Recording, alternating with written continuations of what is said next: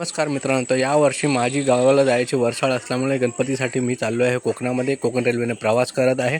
गाड्या थोड्या लेट होत्या, तरी पण फायनली कसंबसं करून संध्याकाळी 7 वाजता आम्ही आमच्या संगमेश्वर ठिकाणी गावाला पोहोचलो. जाताना वंदे भारत ट्रेन दिसली.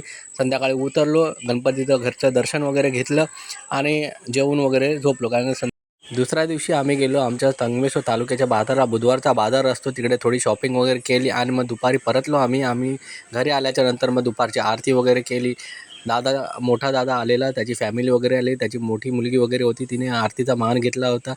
दादा वगैरे सगळे आपले भक्तिभावाने आरती करत होती. आरती वगैरे झाल्याच्या नंतर मग दुपारी झोपल्याच्या नंतर संध्याकाळी गेलो. जरा दुसऱ्या दिवशीच्या विसर्जनाची तयारी करायची होती. सगळ्या मंडळी जमलेली, भावकी जमलेली होती. सजावटीचं काम अर्धवट ठेवलं कारण का संध्याकाळ झाली होती आणि संगमेश्वरून थोडं सामान पण आणायचं होतं. आरती होती संध्याकाळी आरती सुरू झाली. माझ्या घरी आरती होती. भावकी मंडळी, लहान पोरं आलेली, त्यांनी आरती वगैरे घेतली, प्रसाद वगैरे घेतला आणि वाडीतील दुसऱ्या घरामध्ये आम्ही जायला निघालो. रात्र झाली होती. रात्री अंधारामध्ये बॅटरीच्या टॉर्चमध्ये आम्ही दुसऱ्या वाडीमध्ये संदीप दादाच्या घरी, त्याच्या घरी पण गणपती बसलेला, गौर गणपती असते त्याच्या घरी. सगळेजण आपली आलेली मुलं मस्ती करत होती. त्याच्यानंतर मग आम्ही आरतीला सुरुवात करणारच होतो. दादा वगैरे आला, अंकुश दादा वगैरे आला, सगळे आले. आरती सुरुवात झाली.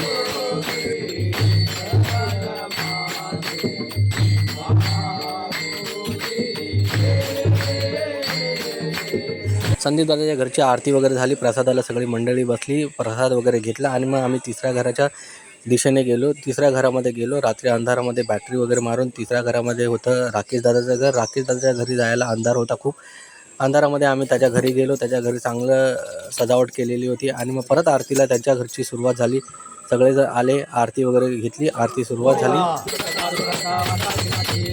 ती करून भावकी मंडळी परत बसली. सजावटीचं अर्ध सामान कसं आणायचं, कधी यायचं, तर दुसऱ्या दिवशी सकाळी जायचं. दादाने ठरवलं, सगळ्यांनी सांगितलं हे सामान आणायचं आहे. त्यानुसार आम्ही गेलो. रात्री निघालो. घरी गेलो. घरी जाऊन बघतो तर जोरदार पाऊस आला, सुरुवात झाली. पाऊस कोकणातला एकदम जोरदार असतो, हिरवगार सगळीकडे असतं आणि पावसाळा सुरुवात. आमच्याकडे भजन होतं. भजनाला सगळी मंडळी आलेली, भावकी मंडळी आलेली. त्यांनी बसली, गणपतीसमोर चालू केलं. त्यांनी भजन सुरुवात झालं. भजनाला सुरुवात झाली. राकेश दादा ढोलकीवरती होता.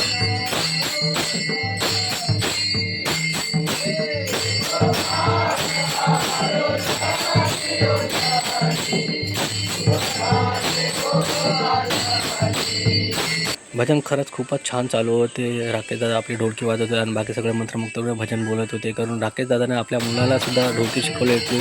त्याने आपलं नॉलेज शेअरिंग ट्रान्सफर केलेलं. त्याला KT सेशन असे त्यांनी केलेलं. तरुण मंडळी मस्त वाजवत होते.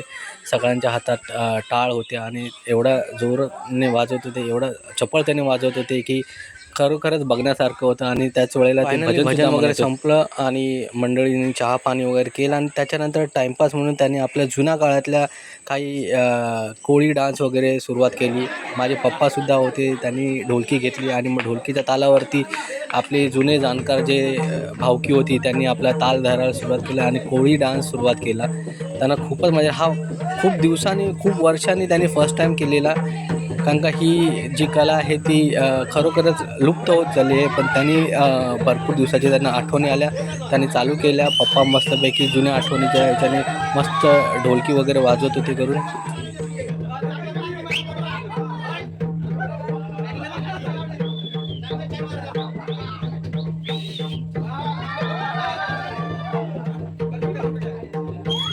सर्वच तरुण मंडळी आपलं कोळी डान्स करत आहेत. करून त्यांच्या हातामध्ये जी सध्या तरी वल्लव म्हणून बोलता येईल त्याला, वल्लव घेऊन कसे नाचायचे ते अगोदरचे ते दाखवत आहेत सगळ्यांना.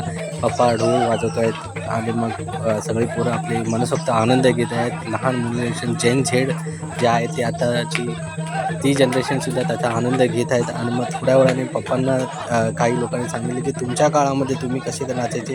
तर पप्पाने ढोलकी वगैरे वाजवून झाल्यावरती त्याचा एक डेमोसुद्धा दिला आणि मग पप्पांनी एक काठी घेतली, वल्लवसारखा त्याचा वापर सुरुवात केला आणि मग त्यांनी आपलं कसं करायचं, चारी बाजूला कशी सलामी द्यायची ते वगैरे दाखवलं.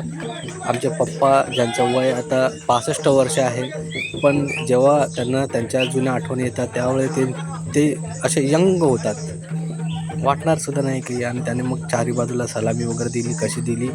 त्याच्यानंतर मग ती वल्लव कशी सुरुवात करायची, कोळी नृत्य कसं करायचं ते त्यांनी दाखवलं. सगळं तरुण मंडळी, भावकी मंडळी सगळे खुश झाले आणि पप्पांना पण थोडा जरा तरुणपणा आला त्यांच्या अंगामध्ये. पप्पा पण थांबले कारण का रात्र जातील आणि सगळ्यांना घरी पण जायचं होतं. दुसऱ्या दिवशी विसर्जन होतं. आपण भेटू आता विसर्जनाच्या ब्लॉगमध्ये.